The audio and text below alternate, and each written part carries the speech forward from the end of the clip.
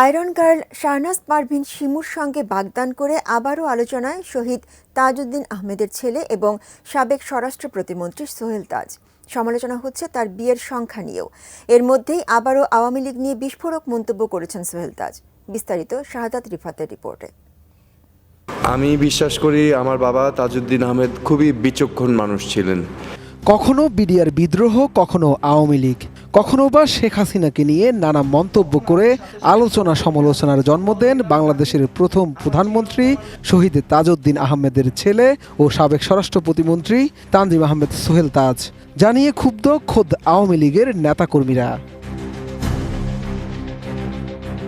এবার সব ছাপিয়ে আলোচনায় তার বাগদান ও বিয়ে, যার শুরু আয়রন গার্ল খ্যাত শাহনাজ পারভীন শিমুর সঙ্গে বাগদান সম্পন্ন হওয়ার পর থেকে। সামাজিক মাধ্যমেও রীতিমতো ট্রলের শিকার হচ্ছেন সোহেল তাজ। সামনে আসছে তার একাধিক বিয়ের খবরও। এর মধ্যে আবারও আওয়ামী লীগকে নিয়ে বিস্ফোরক মন্তব্য করেছেন সোহেল তাজ, যেখানে আওয়ামী লীগের সাবেক সাধারণ সম্পাদক সৈয়দ আশরাফুল ইসলামকে স্মরণ করে তুলে ধরেন নিজের ব্যথিত হওয়ার নানা কারণ। সঠিক প্যাড আর সঠিক তথ্য দিয়ে এসব সামলে নিব এক হয়ে। Monalisa sanitary napkin. মূলত আওয়ামী লীগের সাবেক সাধারণ সম্পাদক সৈয়দ আশরাফুল ইসলামের মৃত্যুবার্ষিকী আজ। 2019 সালের 3 জানুয়ারি থাইল্যান্ডের রাজধানী ব্যাংককের একটি হাসপাতালে চিকিৎসাধীন অবস্থায় 67 বছর বয়সে মারা যান তিনি। প্রয়াত এই নেতাকে স্মরণ করে মধ্যরাতে একটি ফেসবুক পোস্ট দিয়েছেন সোহেল তাজ।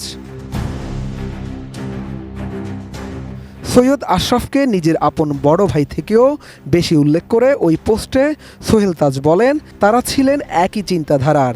আওয়ামী লীগের কোনো কর্মী যদি ব্যথা পায় তাদেরও অন্তরে ব্যথা লাগে। আওয়ামী লীগ তো আওয়ামী লীগই, এটা কোনো দল না, এটা একটা অনুভূতির নাম।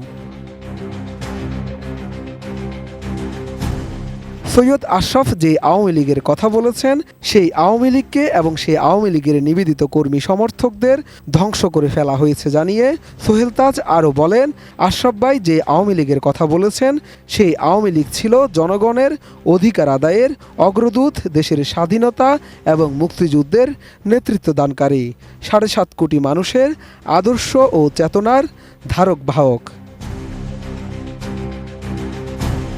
আওয়ামী লীগকে ব্যবহার করে বিগত 15 বছর জনগণের গণতান্ত্রিক অধিকারকে ধ্বংস করা হয়েছে। হত্যা, গুম, খুন, নির্যাতন, নিপীড়ন, দুর্নীতি ও অর্থ পাচার করে বাংলাদেশকে ধ্বংস করা হয়েছে।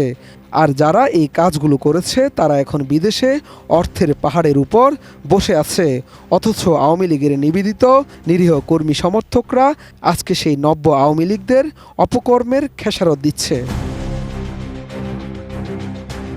এর আগে 7 বিয়ে সংক্রান্ত ঘটনা পরিষ্কার করতে এক পোস্টে ব্রেনওয়াশ, নষ্ট পচা নীতি, আদর্শ বিচ্যুত আওয়ামী লীগের সমর্থকদের অনীতি বিলম্বে তার ফেসবুক পেজটি আনফলো করার অনুরোধ জানান সোহেল তাজ। শাহাদাত রিফাত, এটিএন নিউজ, ঢাকা।